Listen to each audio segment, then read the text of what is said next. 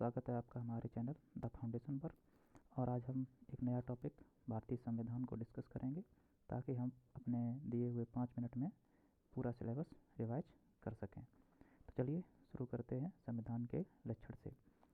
तो संविधान के लक्षण दो तरीके के होते हैं, एक एकात्मक लक्षण, दूसरा संघात्मक लक्षण।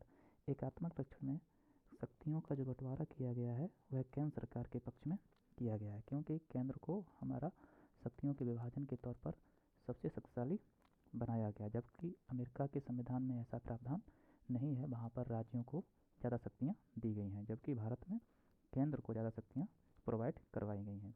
इसके साथ साथ जो संसद है वह अनुच्छेद 3 के तहत भारत की जो अन्य राज्य हैं उनकी सीमाओं में, उनके नामों में तथा उनके क्षेत्रों में परिवर्तन कर सकती है।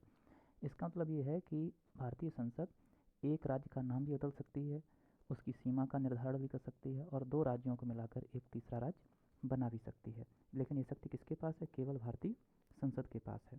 भारतीय संविधान में एकल नागरिकता का प्रावधान किया गया है, मतलब केवल भारतीय नागरिकता होगी, न ही कोई किसी दूसरे राज्य की नागरिकता होगी। ये नागरिकता वाले चैप्टर में हम डिस्कस करेंगे। चौथा जो पॉइंट है वह है राज्यपाल की नियुक्ति। आपने देखा होगा कि जो राज्यपाल की नियुक्ति है वह केंद्र सरकार द्वारा की जाती है। किस अनुच्छेद के तहत? अनुच्छेद 153 के तहत। ऐसा नहीं है कि राज्यपाल के लिए किसी चुनाव की आवश्यकता पड़ती हो, डायरेक्ट राष्ट्रपति द्वारा उसे नियुक्त किया जाता है। पांचवा पॉइंट है कि आपातकाल में जो केंद्र सरकार का एकात्मक रूप है, मतलब अनुच्छेद 352 हुआ, अनुच्छेद 356 हुआ, अनुच्छेद 360 हुआ, ये सभी किसके द्वारा लगाए जा सकते हैं? केवल केंद्र सरकार के द्वारा, न कि राज्यों के द्वारा। और राज्यों में जो राष्ट्रपति शासन लगता है अनुच्छेद 356 के तहत, वह भी किसके द्वारा लगाया जाता है? केंद्र सरकार के द्वारा।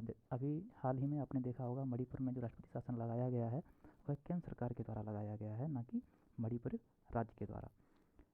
छठा पॉइंट है कि भारतीय संविधान में संशोधन केवल भारतीय संसद ही करती है, न ही कोई राज्य। तो ये भी हम देखेंगे कि संविधान में संशोधन 3 तरीके से किया जा सकता है: साधारण बहुमत, विशेष बहुमत और विशेष बहुमत के साथ आधे राज्यों की बहुमत का समर्थन चाहिए होता है।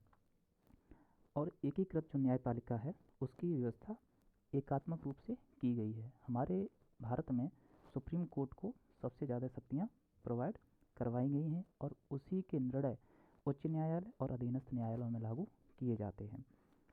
आठवां जो पॉइंट है वह अंतर्राष्ट्रीय संधियों के लिए विधायी शक्ति केंद्र सरकार के पास है। मतलब अगर किसी दूसरे देश के साथ अगर कोई एग्रीमेंट होगा वह केवल केंद्र सरकार करेगी, ना कि कोई राज्य। नौवां जो पॉइंट है वह भारतीय संघ को भारतीय राज्यों को निर्देश देने की शक्ति दी गई है। अगर केंद्र सरकार चाहे वह किसी भी राज्य को किसी भी विधायिक शक्ति के लिए निर्देशित कर सकती है। 10वां पॉइंट है कि उच्च न्यायालय के न्यायाधीशों को नियुक्त करने की शक्ति केंद्र सरकार के पास है। मतलब उच्च न्यायालय के जो न्यायाधीश हैं उनकी नियुक्ति केवल केंद्र सरकार ही कर सकती है, न कि राज्य सरकार। ठीक, ये तो हुए एकात्मक लक्षण। अब हम देखेंगे भारतीय संविधान के संघात्मक लक्षण, जिसमें केंद्र के साथ साथ भारतीय राज्यों को भी थोड़ी बहुत शक्तियाँ दी गई हैं। इसीलिए हमारा संविधान सबसे बड़ा है, क्योंकि राज्यों के लिए अलग से संविधान नहीं है। तो संविधान की सर्वोच्चता, मतलब चाहे कुछ भी हो जाए लेकिन संविधान की जो सर्वोच्चता है वह हर राज्य पर लागू होगी, हर इंडियन सिटीजन्स पर लागू होगी और केंद्र सरकार पर भी लागू होगी। दूसरा पॉइंट है संघ एवं राज्यों के बीच शक्तियों का विभाजन। अभी हम 7वीं सूची पढ़ेंगे जिसमें 3 सूचियाँ दी गई हैं: संघ सूची, राज सूची और समवर्ती सूची। संघ सूची में केवल और केवल कानून बनाने की शक्ति किसके पास है? केंद्र सरकार के पास। राज सूची में राज्य सरकार के पास और समवर्ती सूची में दोनों के पास, केंद्र और राज्य दोनों के पास। लेकिन समवर्ती सूची में जो कानून बनाए जाते हैं वह केंद्र सरकार के पक्ष में ही होते हैं, केंद्र सरकार के द्वारा बनाया गया कानून ही लागू होता है। तीसरा पॉइंट है स्वतंत्र न्यायपालिका। ऐसा नहीं है कि न्यायपालिका में किसी प्रकार का कोई हस्तक्षेप हो और निर्णय बदल दिए जाएं, बल्कि स्वतंत्रता का इसमें सिद्धांत लागू किया गया है। चौथा पॉइंट है संविधान में संशोधन करने की एक जटिल प्रक्रिया। जब हम देखेंगे अनुच्छेद 367 पढ़ेंगे तब वहाँ पर हम ये देखेंगे एक विशेष बहुमत की प्रक्रिया होती है और एक विशेष बहुमत के साथ साथ राज्यों के समर्थन की भी आवश्यकता होती है। तो एक जटिल प्रक्रिया भी बनाई गई है। साधारण बहुमत तो केवल केंद्र सरकार के पक्ष में ही होता है। 5वां पॉइंट है केंद्र तथा राज्यों की पृथक सरकारें। मतलब ऐसा नहीं है कि केवल केंद्र का ही शासन चलता हो, केंद्र के शासन के साथ साथ राज्यों का शासन भी भारत में है। ये संघात्मक एक लक्षण है जिसे सहकारी संघवाद भी कहा जाता है। क्या कहा जाता है? सहकारी संघवाद।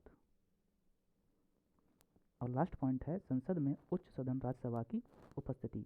जो उच्च सदन है, भारत का उच्च सदन है, उसमें जो सदस्य चुनकर आते हैं वह राज्यों के सदस्यों के द्वारा चुनकर आते हैं, एमएलए उन्हें चुनते हैं।